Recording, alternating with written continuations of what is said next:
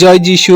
প্রভুর বাক্য বলে রোমিও 4 অধ্যায়ের 4-5 পদ, যে কার্য করে তাহার বেতন তো তাহার পক্ষে অনুগ্রহের বিষয় বলিয়া নয়, প্রাপ্য বলিয়া গণিত হয়।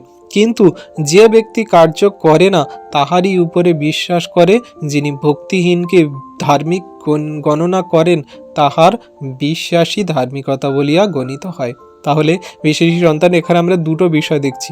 যে কাজ করে সে কাজ করলে মানে অবশ্যই সে বেতন পাবে, তার কাজের ফল অবশ্যই পাবে। কিন্তু যে ব্যক্তি কাজ করে না, শুধু খ্রিস্ট যিশুর উপরে বিশ্বাস করে, তাহলে সেই বিশ্বাস দ্বারাই কিন্তু সে ধার্মিক গণিত হবে। তাই বলছে কি, যে যদি ভক্তিহীনকে ধার্মিক গণনা করেন, তাহার বিশ্বাসী ধার্মিকতা বলিয়া গণিত হয়।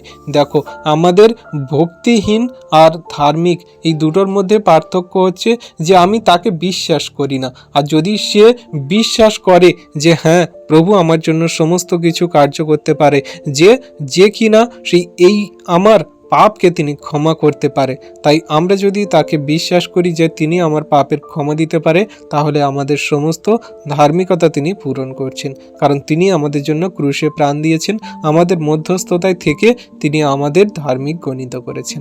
Amen, hallelujah.